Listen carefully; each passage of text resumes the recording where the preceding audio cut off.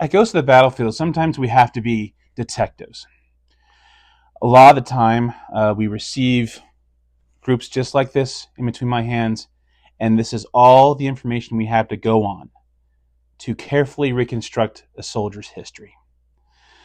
This is why we do what we do.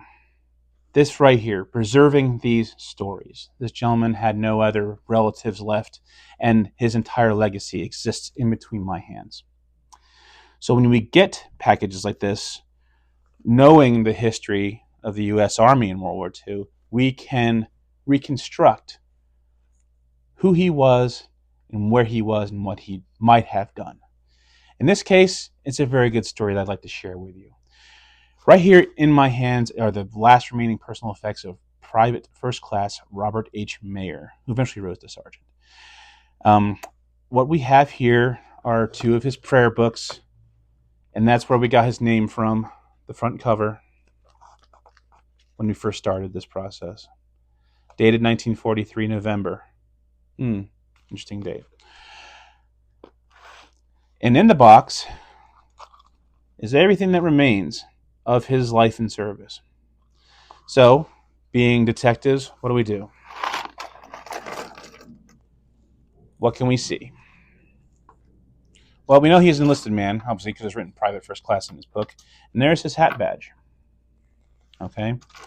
Someone at home was looking out for Robert and wishing he would come back, because here's a sweetheart pin that says, loved one in service.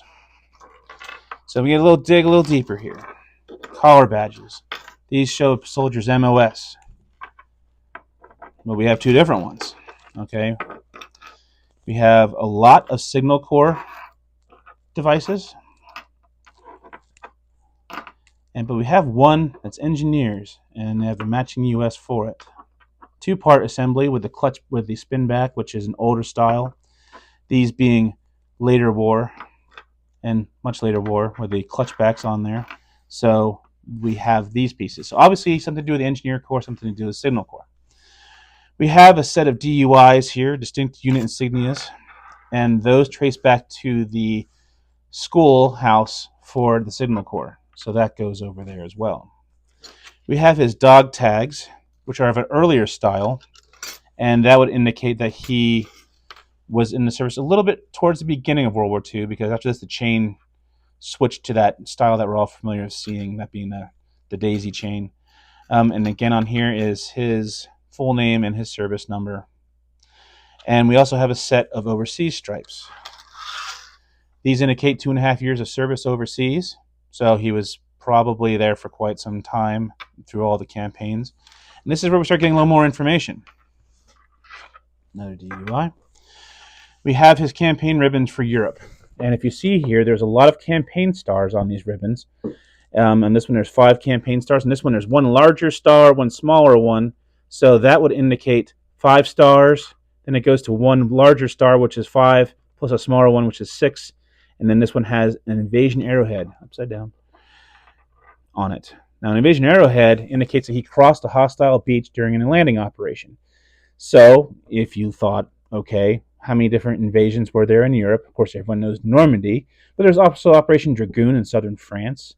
There was Operation Husky in Sicily. There's Operation Torch in North Africa, and then the 2 different landing events in Italy. So 5 campaigns, 6 campaigns, and a landing. Also, he's a good soldier. He always showed up on time for work and had no demerits, and he was in the American Army, probably the reserves, but this is American Defense Medal. Basically, everyone shows up for it. All right, stop saying Johnny. Right here, Robert Mayer. I did do some research on him. So Robert H. Mayer was in B Company of the 815th AEB. Now, what is the AEB?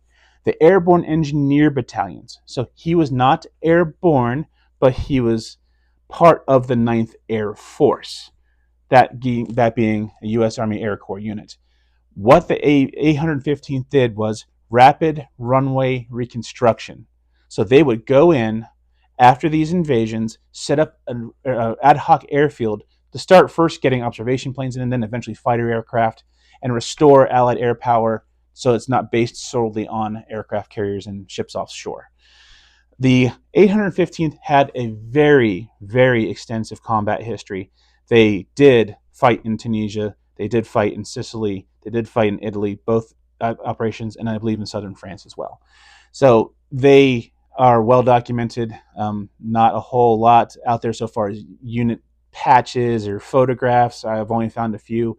But all these items together give us a picture of what the soldier went through during World War II. And through these, we can reconstruct that story and then preserve it for future generations. So this is why we are here. This is why we are Ghosts of the Battlefield and what we do.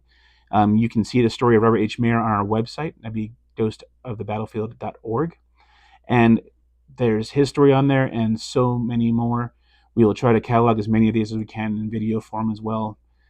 Thank you for watching today. Give me 5 or 10 minutes or however long it was. And like, share, subscribe. You can also check us out on Facebook. There's a lot of stories on there too as well. We try to link them all together. Sometimes they get mixed up.